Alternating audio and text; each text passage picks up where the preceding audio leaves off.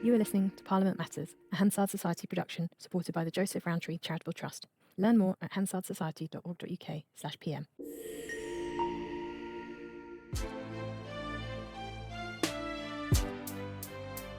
Welcome to Parliament Matters Whipping Yarns, our series peering into the hidden world of Westminster's whips. I'm Ruth Fox. And I'm Mark Darcy, and in this edition we talk to Simon Hart, the Chief Whip in Rishi Sunak's tortured government. His book Ungovernable, the Political Diaries of a Chief Whip, is a tell-all memoir by the head of a profession that's supposed to stay permanently silent. When we talked over, it must be admitted, a less than ideal internet connection, I began by asking him if he'd broken the whip's code of omerta, their code of silence. I don't regret it. I think it's unquestionably going to be uncomfortable reading in some respects. But the more I reflected on the last few years, the more I'd come to the conclusion that there was this sort of narrative creeping in, which was that the only reason we lost the 2024 election was because we chose July rather than October or November. And if only we hadn't done that, then everything would have turned out differently. Well, the reality is that it's just fundamentally wrong. And we lost in 2024, partly because we've been in 15 years or nearly 15 years, and that's a long stretch for any government. But our reputation for integrity got done over towards the end of Boris's regime. Whether we think that is warranted or not, it is unquestionably the case. And our reputation for economic competence got done over during Liz's short term in office. Again, we can have an argument about whether that's a legitimate charge, but it is nonetheless charged. So we suddenly found ourselves slipping to 20 points behind Labour, our nearest competitor, in the second week, I think, of Liz's regime, and we never recovered. We never went up, we never went down. The nation had just taken a collective view that the joke had worn a bit thin and that we were no longer the party that they wanted to be running the country. We have to ask ourselves, if we're serious about not letting that happen again, we have to ask ourselves, what were the root causes of that? And so that's what I've attempted to do. Yeah, it's a bit colourful in parts, I accept that, but it does demonstrate that we were contesting very strong headwinds coming out of all quarters. I tried to be careful about how to demonstrate the variety and ferocity and frequency of the wins that we were contesting. And just to do my little bit in reminding people that Rishi Sunak was a very decent man trying to do a decent job, but it was bloody difficult. I mean, there are people who will now say that no future Conservative MP who's trapped in a brothel being extorted will feel able to phone a Chief Whip because he's in trouble. Maybe that's true. Maybe they might think twice about going to the brothel in the first place. The Whip's office is not the department of covering up. I think this is exactly the problem. I think there was this sort of belief that somehow it didn't matter what went on. The Whips were there to sweep up the mess, bury the damage somehow, and never speak of it again. Well, that's all very well. But the problem is that that doesn't exactly force us into examining actually other ways we can adjust the modus operandi of Parliament, the way in which we select our candidates, the way in which we help and mentor and support MPs and ministers in a way that actually ends up in them not being in these difficult positions. And I feel really strongly about that. The reason we lost the 2024 election was because the public got bored of the psychodrama, and it might have been a sex scandal, a financial scandal, a probity scandal, or it might actually, I attach just as much significance in some respects of our failure being attributed to the fact that there were defections going on, there were threatened defections, at least at one stage, I think there were 4 alternative leadership campaigns going on. You cannot run a political party and expect to be taken seriously by the public if that is what is happening. And so back to your original question, Mark, have I, breached an ancient code? To some extent, there was this belief that chief whips don't write books, but that is to sort of suggest, well, we'll just carry on as normal forever and big deal. I think we were past that stage. We were reduced from 353 to 123 in numbers, and that wasn't because we went to July and not the autumn for the election. It was much more deep-seated than that. Explore that question then, Simon, about who is being selected as candidates. It's a problem not just for the Conservative Party, we've seen it in other parties as well. And you highlight in the book that you came to realise a system of candidate selection, training and mentoring was flawed and at the root of all the problems. And that was one of the key things I took from reading it. So what should be done differently? Because the huge sense of entitlement that some of this cast of Conservative MP characters in the book We don't know their identity, but there's quite a lot of them. They seem to have just a huge sense of entitlement, and as you say, expect you to come along and clean up the mess. I think you're right that none of this is unique to the Conservative Party. Yeah. We've seen in the first few months of the new Labour administration them have to contend with all sorts of unforeseeable and difficult issues around some of their new MPs. So this is not all about us. It's a problem. One of the reasons I think it's a problem is that when we select candidates, this is my personal view. I'm not sure we ask the question often enough or loud enough, or scrutinise the question, which is what makes a good MP? And for that matter, a good minister. A lot of these people will end up in charge of huge departments with multi-thousands of people and multi-billion-pound budgets. So we have to think that's career progression point as well. And one of the answers I give to that question is we shouldn't be asking just about your policy expertise or your experience in your previous job. Actually, for politics to work, there has to be the ability to deal with disappointment, to deal with frustration, to understand the necessity for compromise. Those are quite difficult concepts for a lot of ambitious people, and they're difficult enough for anybody. I mean, who doesn't hate compromising? I mean, I always think that my way is the right way, and I get forced into compromise rather than willingly go there. And one of the reasons for that is that our system depends, actually more often than not, on people knocking on our door saying, "I'd like to be an MP, or I'd like to be a member of your party and a candidate for your party." That's great, and we get some brilliant people that way. But we don't necessarily get exclusively brilliant people. And sometimes we get just really fantastic people who might struggle with some of the pressures that politics in 2025 presents. And in those situations, we take people in, we get them elected, and then we say, "Right, pal, you're on your own. Here's a budget. You've got 4 or 5 members of staff. You may have never run an office before. You've got an office in Westminster. You've got an office in your constituency. Get on with it. Woe betide you if you get it wrong." Then a few years in, you might be lucky enough to become a minister. As I say, get all of the trinkets which come with that. Your big smart car, your red box, your budget, and you're told immediately, "Right, report to such and such a department in the next 2 hours. You're doing a media round tomorrow morning, by the way. Nobody tells you that. Don't you dare for a minute slip up." That is an intense pressure to put on people if you don't also have the support in place to help them, train them, mentor them, and all of the work that needs to go with that. I think, by the way, it's much better than it used to be. But I think that what it does is leave people who might have fantastic potential, but may not necessarily be cut out for going it alone and doing all of that stuff without any help at all. It leaves those people exposed, and then that's when the wheels fall off. So I think most people go into politics for the right reason. I think most people are decent people, but I think it's a rocky landscape out there, and it's very easy to trip up. What you're suggesting is the sink or swim culture in Westminster is a dangerous place for people. But should there not also be possibly much more aggressive weeding out of people who just don't look to be cut out to be members of Parliament, who are going to cause the party problem if they become members of Parliament? I do think systems work pretty well. But I'm not sure, as I say, I just don't. And I did a few of these myself, by the way, a load of selections in the run up to the 2024 election, mainly in a hurry and mainly based on information contained in the first 2 paragraphs of a CV, which is universally always very complimentary. And what I did notice was it highlighted on people's often brilliant careers and their brilliant knowledge of a certain policy area, but it didn't get under the skin of what it's like to be in politics, what it's like to have to vote for something you don't like, or not vote for something that you do like, or having your fantastic idea, which you worked on all of your career, jettisoned at the last moment because somebody else has had an even better idea down the line, and you just have to put up with the fact that, sorry, this is not going to be your lucky day after all. You are not going to be able to support your amendment or whatever it might be.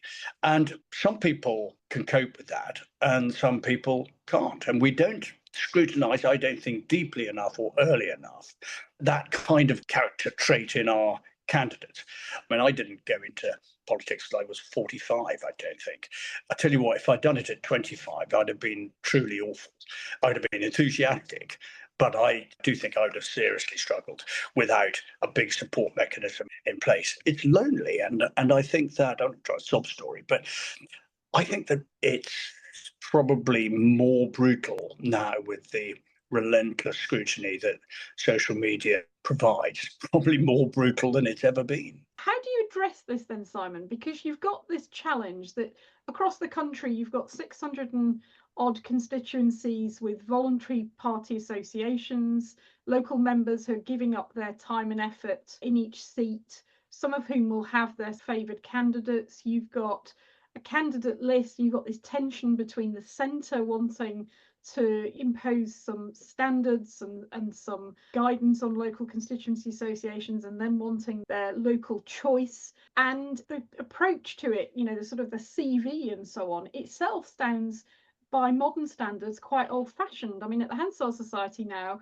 we select our staff through blind review. We don't even ask for CVs until we've selected for interview, and we do it on the basis of testing their skill set and whether the skill set they've got is matched to the skills that they're going to actually need on the job. I think the Spectator magazine recruit their journalists the same way and have done for years. For an ancient title, they're extraordinarily ahead of the times in terms of how they go about it. Look, this is not a task which is going to be achievable in a couple of months or a couple of years. I think it's probably a 10-year project. And I think rather than deny paid-up members the right to vote for and to support the candidate of their choice, I do think there is probably a better way of making sure that the candidates on offer are of the same sort of universal standard.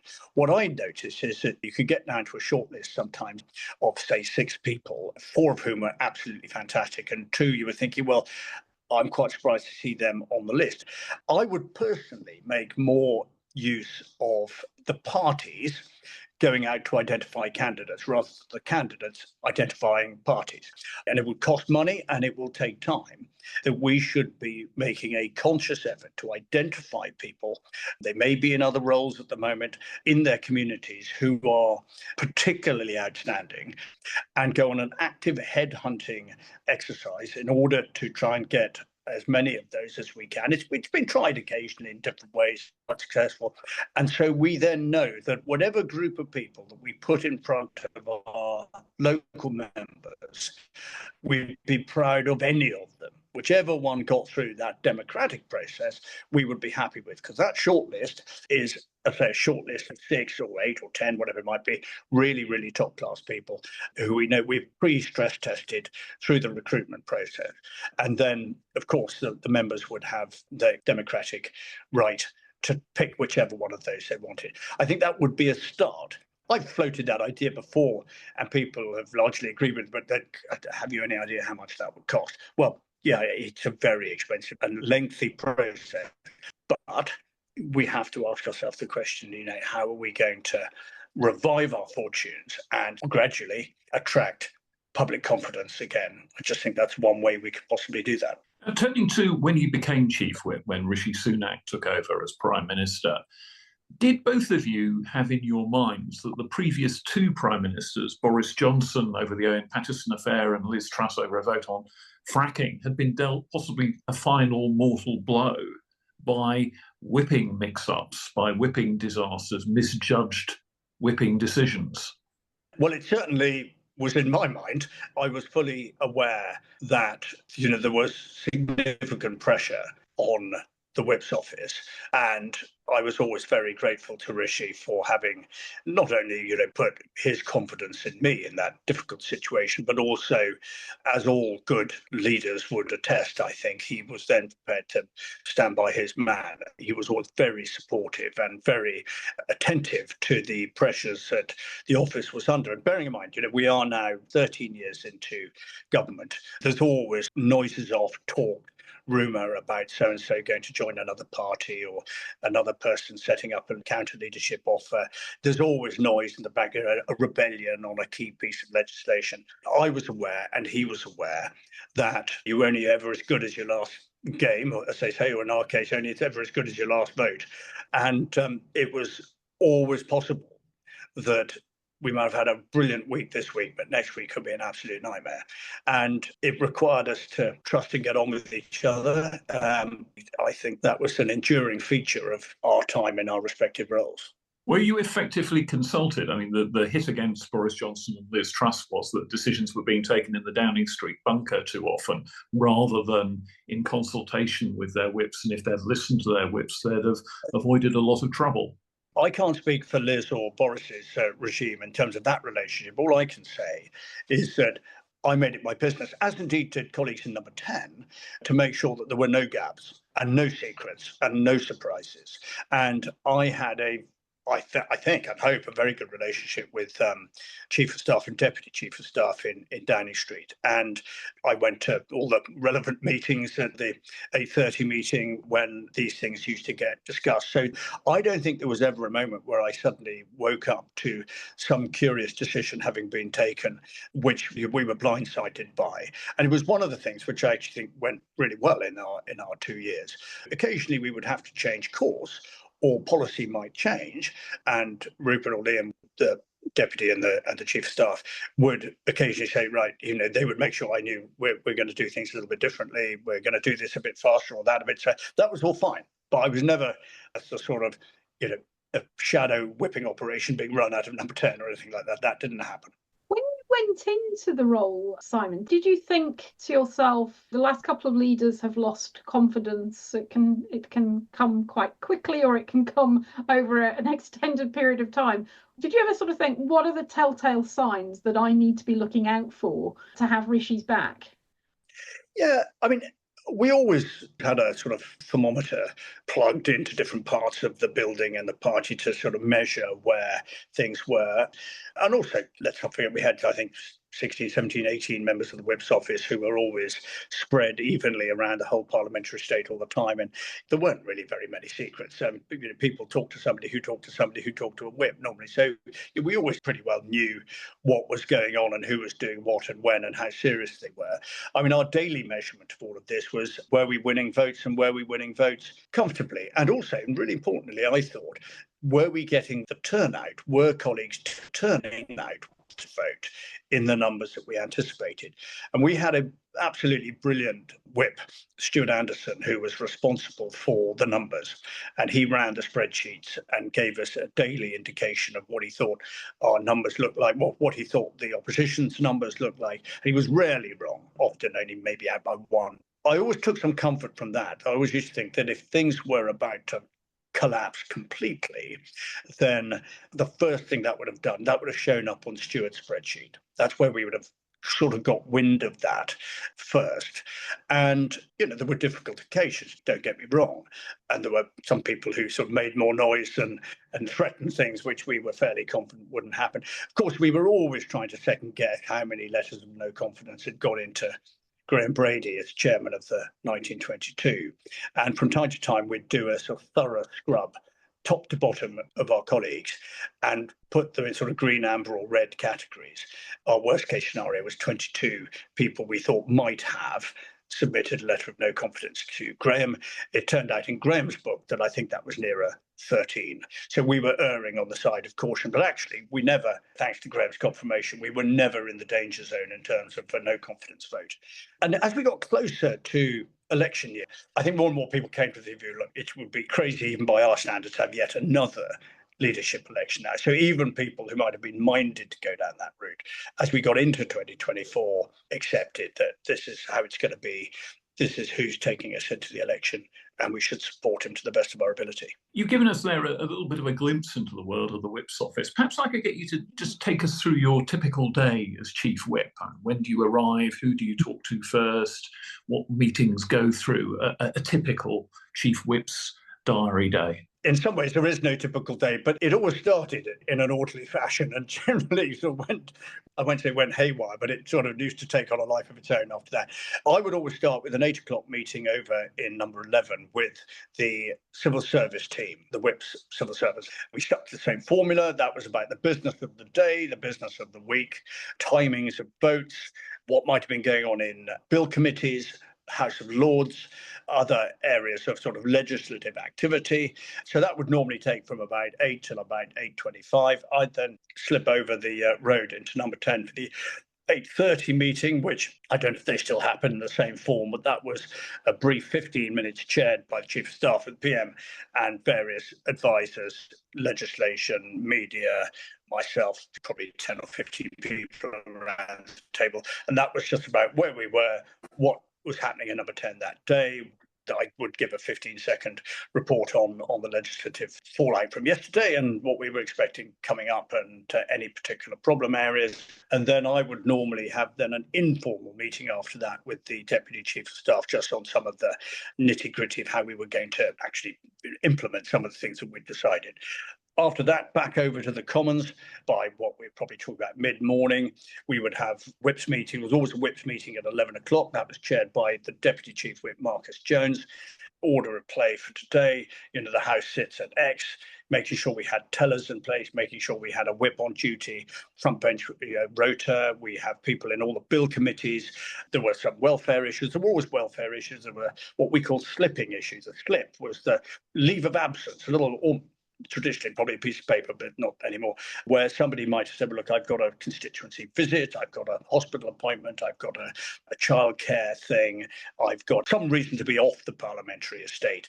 And Stuart Anderson would be the person who would calculate and recalculate numbers to see how many people we could let go.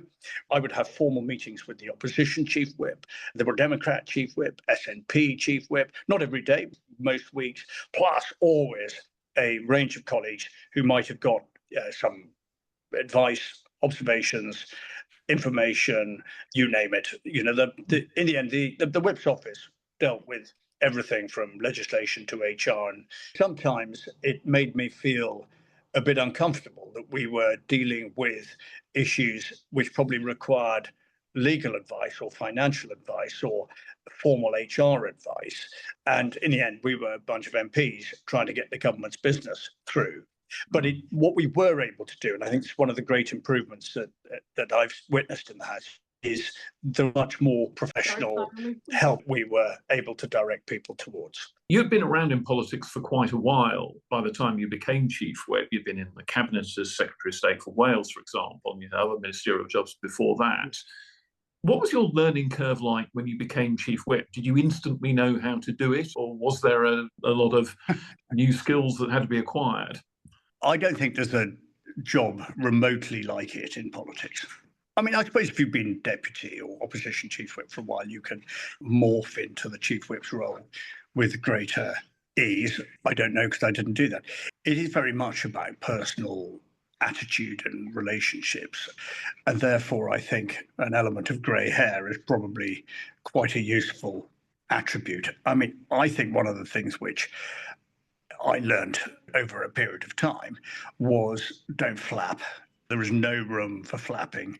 You have to remain, at least externally, incredibly calm, even in the face of what appears to be like a complete disaster heading your way.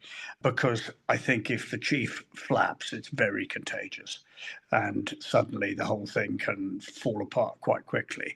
And the classic sort of swan analogy comes to mind. But taking that deep breath and sort of stepping back from a situation, saying, right, okay, let's just think this through. Give me 10 minutes to whoever might be pressuring us to do something.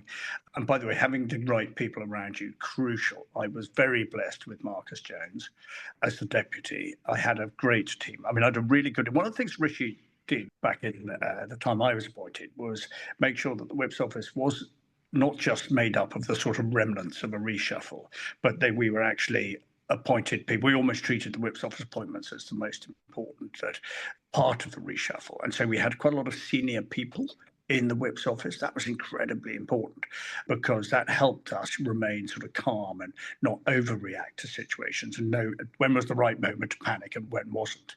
So you weren't lumbered with people who were given a Whip's job as a consolation prize for not being Secretary of State? No, I didn't say no. I remember talking to Rishi about this right at the start. And I thought he made a wise decision as far as I was concerned. He said, no, you choose who you need.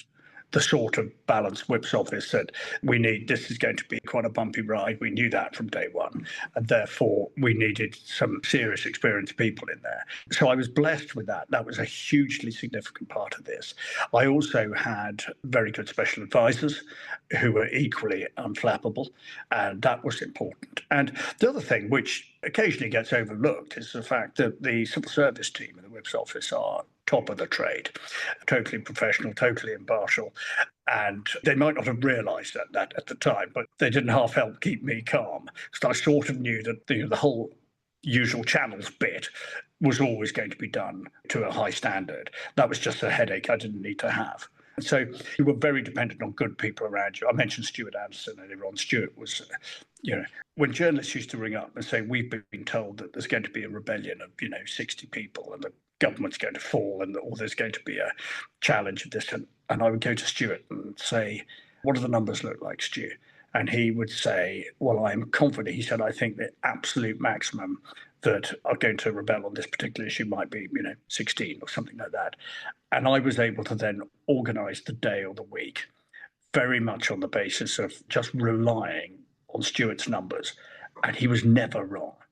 And I used to tease some of your former colleagues in the lobby, about the fact that, actually they're listening to the wrong people and that our numbers were reliable. And time again, after a vote, Stuart would give me a piece of paper showing how far we were out. And it was one or two, somebody had forgotten to vote or got locked in a lift or some other nonsense. That was very reassuring.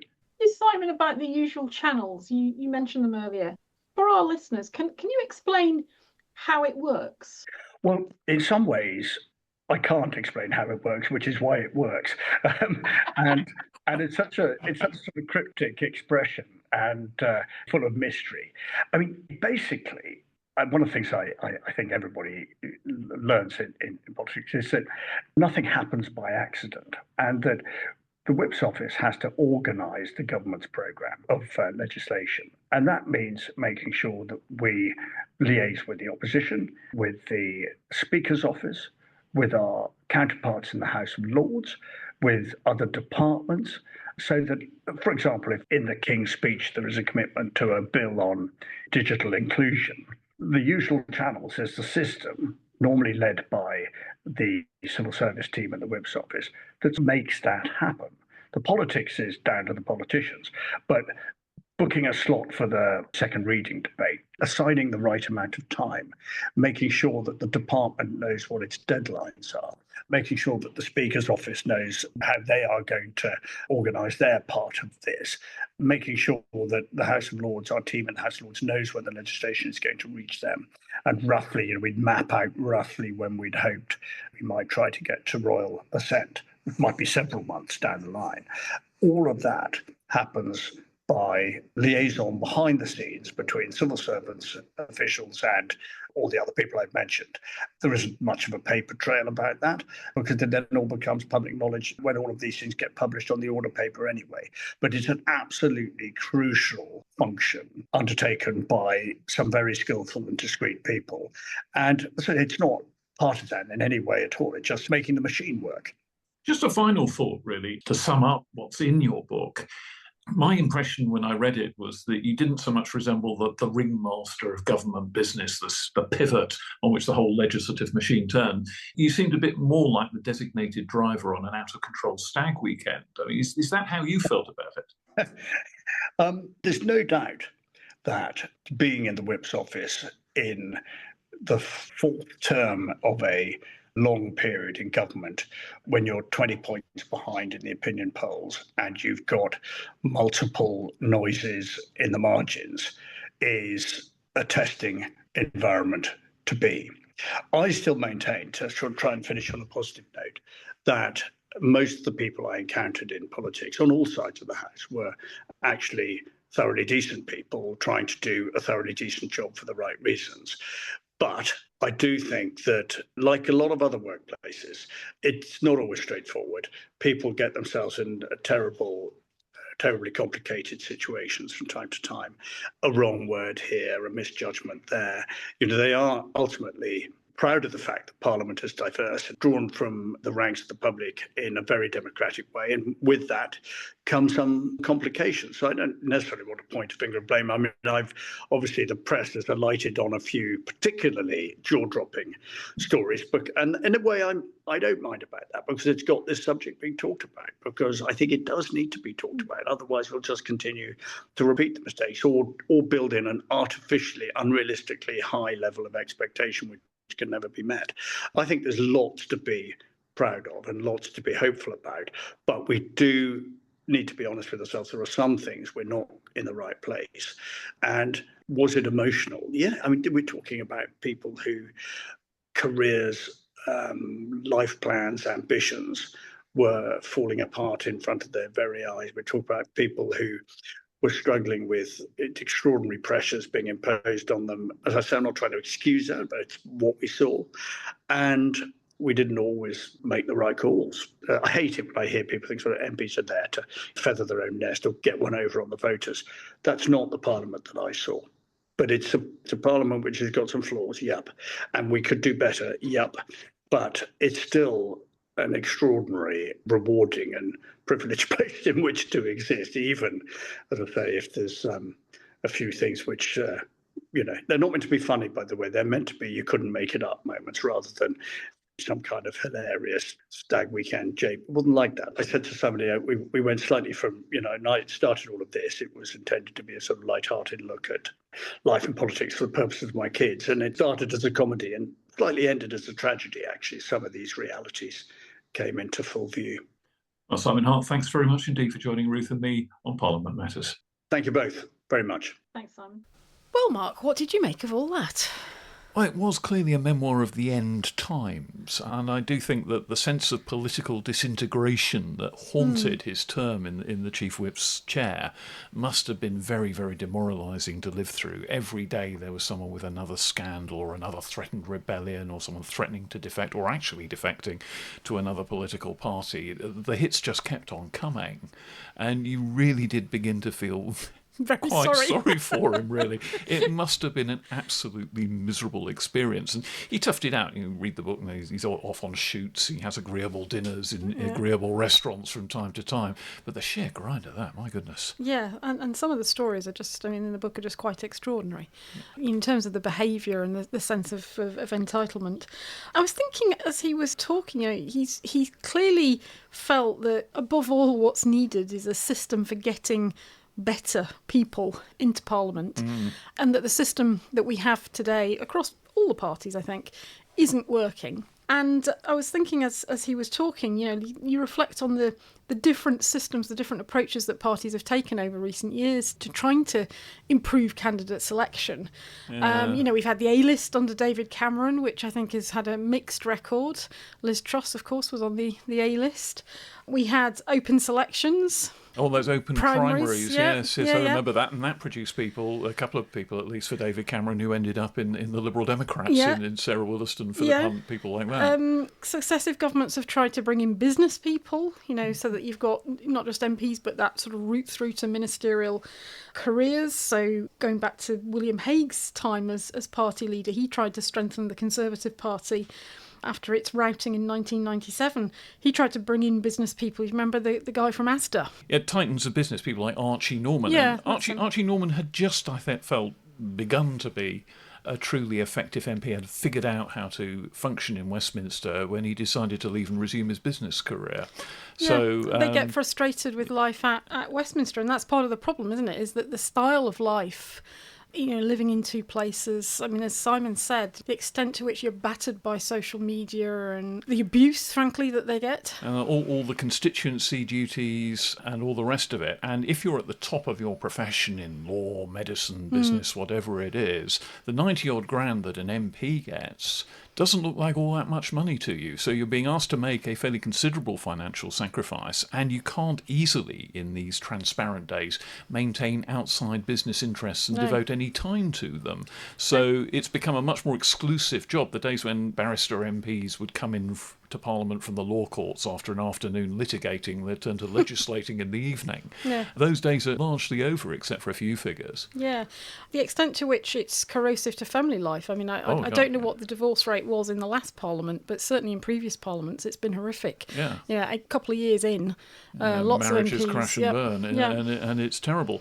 But I think that one of the points that I think he could have talked about a little more in that discussion was that there is, I think, a need for much more pastoral care of MPs when they're elected, because the crushing sense of disappointment and the sheer grind of political life, I think, overtakes a lot of new MPs once they've been in for a few weeks or months. Quite a dramatic return to earth after the high of winning your election and making your triumphant speech at the count. Yeah. Well, it goes to that question of political resilience and finding the right character traits in people as part of the selection process. I mean, in a sense, it's almost too late by the time they get into Parliament. You actually need them to have that sort of ingrained mental resilience beforehand, and also to prepare them better for what to expect and how to get the most out of the careers and to recognise.